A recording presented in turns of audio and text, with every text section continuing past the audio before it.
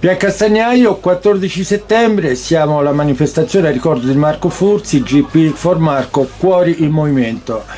Tra i cuori in movimento sicuramente un pensiero per l'aspetto sociale e anche sanitario legato alla donazione del sangue, con noi il presidente Fratris di Via Castagnaio, la terza. Allora, innanzitutto siete sempre presenti in questo tipo di manifestazioni che hanno uno scopo solidale e soprattutto siete tra coloro che andranno a beneficiare anche delle donazioni libere che faranno i cittadini.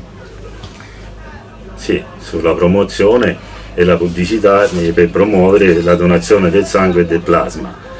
E noi siamo un gruppo, diciamo, ormai storico, perché siamo nati nel 58 e quest'anno si festeggia il 66esimo anno e abbiamo una grossa partecipazione di donatori e per questo, diciamo, ne vado fiero, perché ho tanti giovani anche quest'anno durante il periodo estivo, dove la carenza di sangue avviene sempre tutti gli anni e nonostante tutto noi abbiamo mantenuto più o meno le stesse donazioni dell'anno scorso, forse con qualche incremento.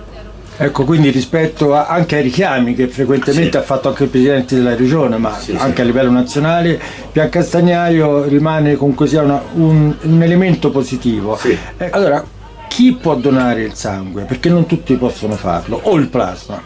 Possono farlo tutte quelle persone sane dai 18 ai 65 anni.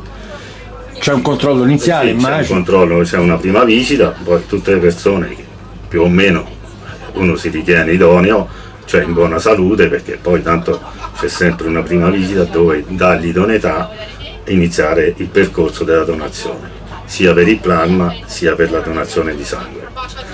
E le donazioni di sangue ogni 90 giorni si può fare, mentre il plasma si può fare tutti i mesi, non più di 13 volte all'anno. Ecco, ricordiamo, sia uno studente che anche un lavoratore ha diritto a quel punto per la donazione del sangue, può tranquillamente chiedere una certificazione, ecco, e ha un permesso di lavoro o allo studio. Qui ci troviamo all'interno di un'unità mobile che oggi è diventata informativa, no? Una volta era possibile anche raccogliere, oggi la normativa non lo permette più. E dove la usate, dove vi spostate, dove viene il donatore? Presumo all'ospedale Diabete San Salvatore. Sì, noi si dona in tutti i centri trasfusionali della Toscana, si può donare, avendo una convenzione a livello regionale.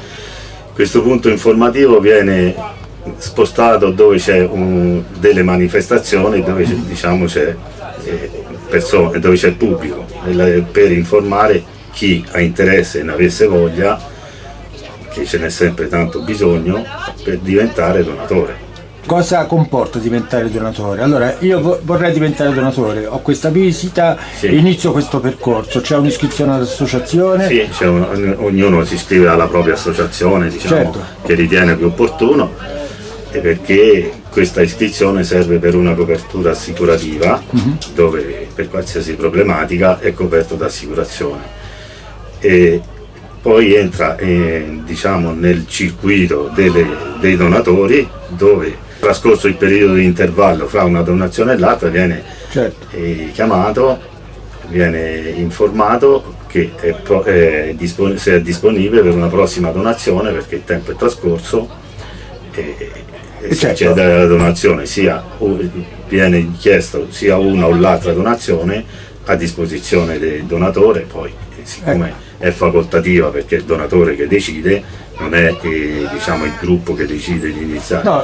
Il gruppo diciamo, illustra, gli spiega quale necessità. E rende noto quali sono i tempi in cui è possibile farlo, perché non è che si può fare tutti i mesi. Non si può fare tutto. Quante donazioni vengono fatte facendo un ciclo completo, chiamiamolo così, annuale di donazioni? Ma un ciclo completo annuale un uomo può fare fino a 4 donazioni. Ecco, trimestrale, quindi ogni 3 mesi.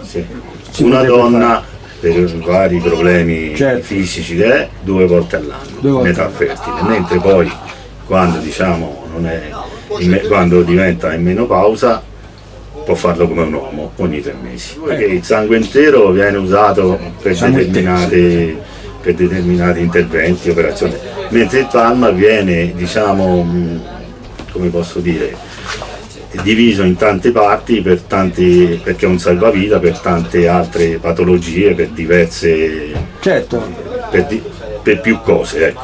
No. Il donatore può fare una donazione di sangue intervallata da un plasma, poi un sangue, ecco, può fare tutto. quindi la decisione spetta comunque sia al donatore. Il donatore che decide sempre quale donazione preferisce fare. Chiaramente l'associazione informa su quale sarebbe in quel momento più opportuno, mettiamola così. È opportuno fare, e poi dopo il donatore decide se la faccio oppure non la faccio.